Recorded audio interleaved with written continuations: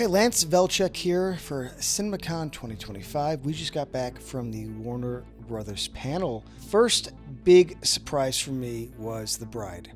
So Maggie Gyllenhaal comes out, talks about her experience seeing some guy, at a bar, at a party with the Bride of Frankenstein tattoo and sort of, starting her journey on this character. And she makes a good point. In the initial movie, the bride's in it for maybe 3 minutes, doesn't even talk, and she's like, well, I want to make a movie about that character, about that existence, that life, and take it in a different direction. Now, I've heard some things about this movie that seem, at least from test screenings, again, I haven't seen myself, word on the street, it goes in directions that seem a little lame. I'm not gonna lie.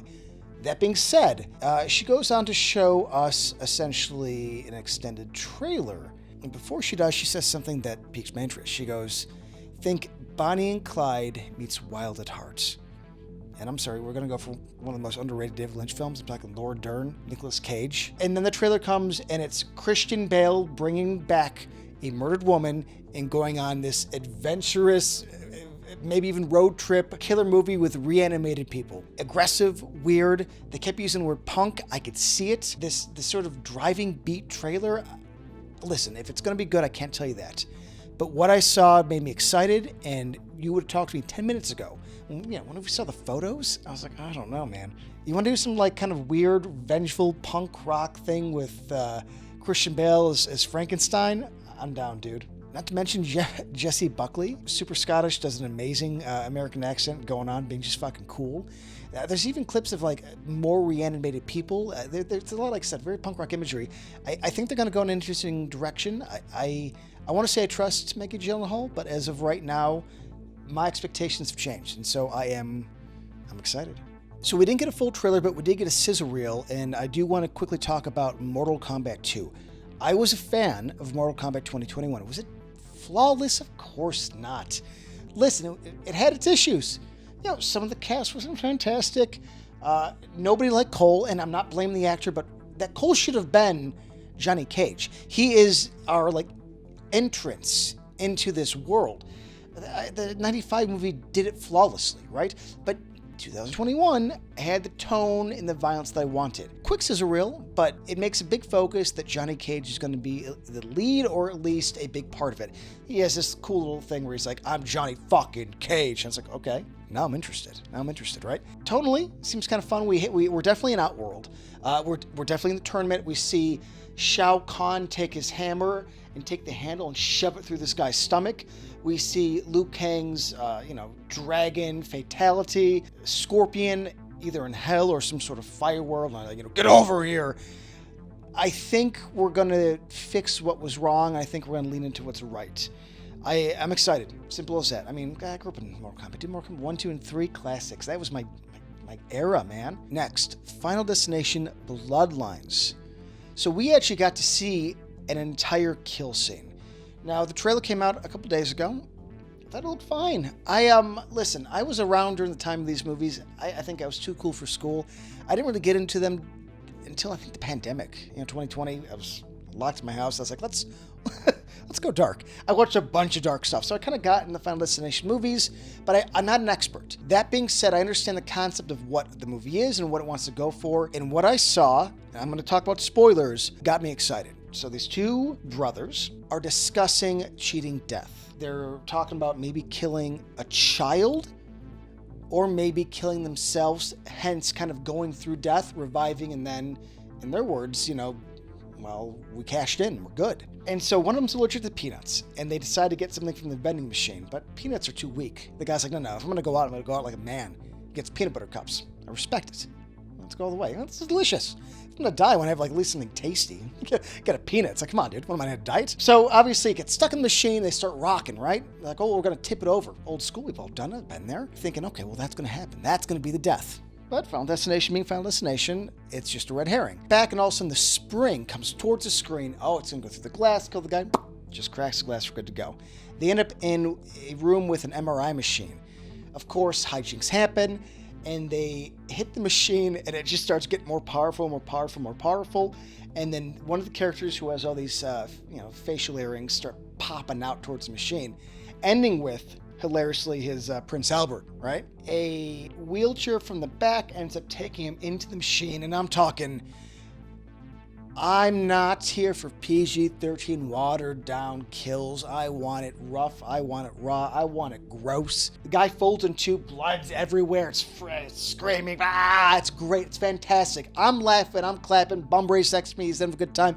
The entire audience is just living life. This guy is having the end of it, right? Then the machine gets past like the normal magnetic field and then somehow gets into like testing. Like it's Uber Jason, right? It becomes stronger. And then the second brother, who's still in there, the one that was basically dying from the peanut allergy, the spring from the actual vending machine comes in right in the forehead, throws them into the MRI machine, and then slowly drills as he's sitting there screaming, blood splatting, and cuts. I loved it. I laughed. I had fun. I think it's gonna be good, man. At least they're not gonna hold your hand. And for me, that's half the battle.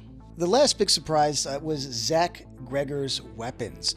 Now, I was actually lucky enough to see Barbarian in Comic-Con early, and this still hurts to this day. Bear with me, please. Bear with me. I saw it early. So for anybody else, I saw it with the director and Justin Long. Didn't like it. And I didn't like it. Listen, people are laughing. Decisions are stupid. I walked out. I was like, dude, I'm not feeling this at all. And here's the thing. I went back the next day. I was still thinking about it. I was like, I had issues. I had a lot of issues because there's things I loved, but things I was like, this is kind of goofy. It's weird. I didn't feel it went in a direction that I thought it should have gone in. A couple days later, I'm still thinking about it. Weeks later, I'm still thinking about it. I'm like, do I like this?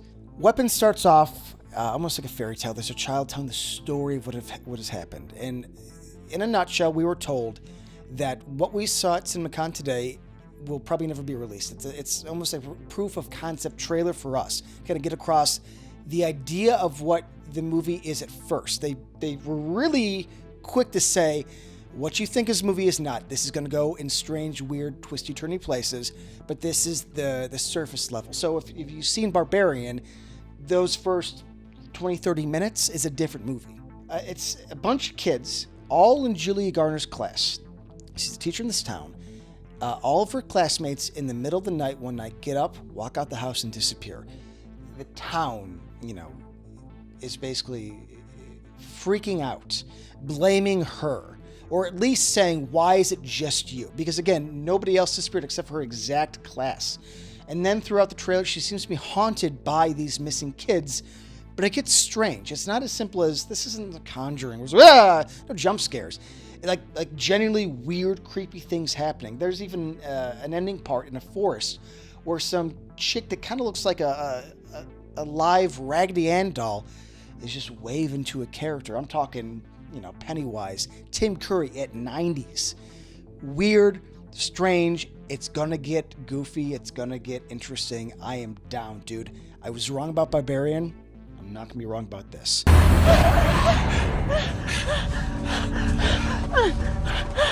All right, Lance Velchuk back once again for Cinemacon 2025. We just got out of the Lionsgate panel. The big surprise today, we finally got a look at Stephen King's The Long Walk, or Bachman, but you know what I'm saying.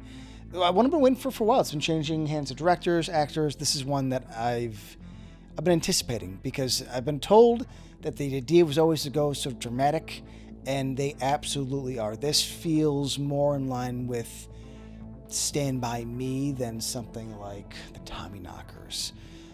Mark Hamill is playing the villain, which I do like. He's in charge of the military, or at least some sort of high commander. He's the one that is dictating the rules for The Long Walk. Director Francis Lawrence isn't my director necessarily. I'm not a Hunger Games kind of guy, but from the footage we saw, I think he gets the tone and the idea. This is far more dramatic. They made a good point in saying this in the little talk before the trailer, which was, this isn't a competition of tearing down, this is a competition of lifting up. And in the movie, we see kids encouraging each other to keep going. It's like friends.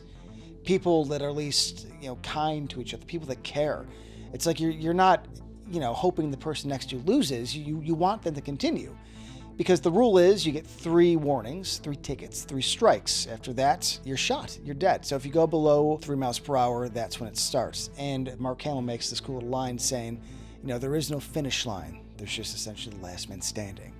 And so, as per the book, we just witness these kids walking until their eventual death. We see dead animals, cars on fire. And that's something else that I'm actually really into. It's set in the future. Obviously, some sort of fascist government, but the stylistic choice isn't futuristic. It almost reminds me of the time period of Shawshank. Old classic cars, classic cameras, the garb. And I might have complicated feelings on Alien Romulus, but the best part of that movie was Andy. David Johnson stole the show. That is something we can all agree on. And him being the lead here, at least one of the leads I should say, makes me excited. I'm always going to be cautious. I'm not the kind of guy that fanboys easy, but I'm glad we're kind of getting back to this heartfelt King. It's always been some of my favorite. I grew up with The Green Mile, Shawshank Redemption, Stand By Me. Now we have The Long Walk, Life of Chuck. So this is the era where I'm like, okay, let's start doing these stories. We got a small teaser from Luca Guadagnino, and I apologize if I'm saying that incorrectly. For my Italian friends, my accent ain't so good.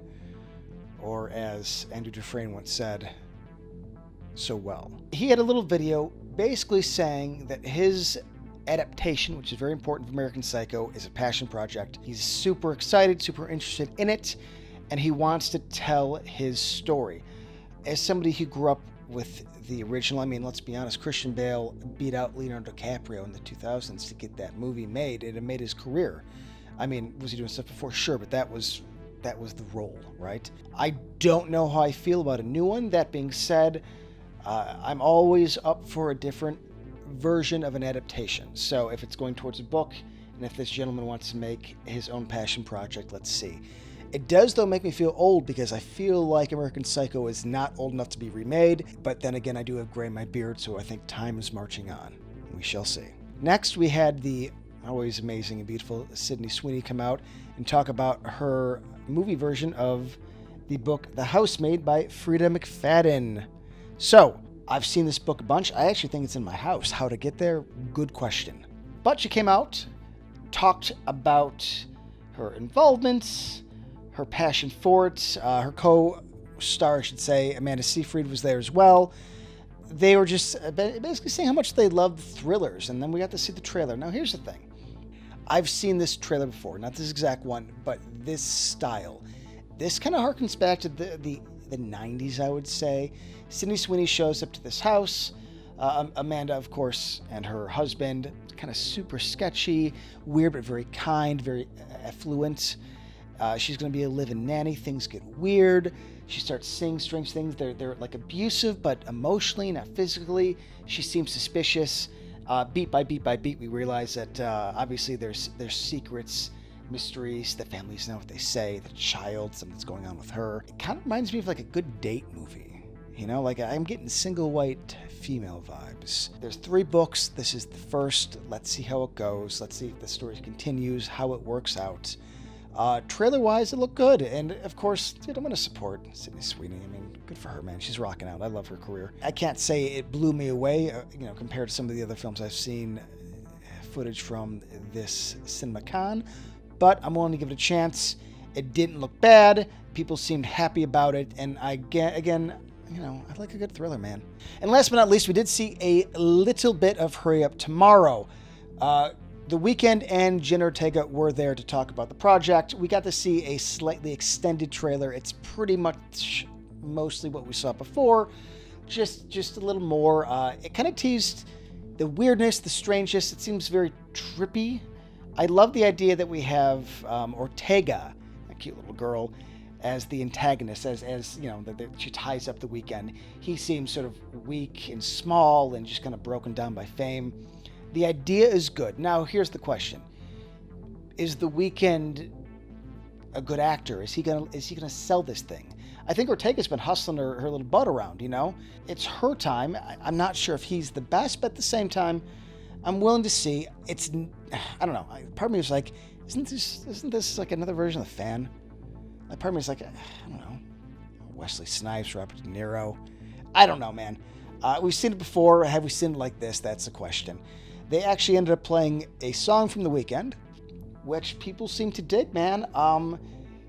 It made me realize how old I am. Music-wise, it's not my thing, but they're going for a younger crowd. So I do think if we could introduce younger kids to like an obsessive, weird, controlling fan that's taking control. I mean, come on, dude. This is half of Bodyguard, Whitney Houston, right? Like, we've told the story before. So you know what?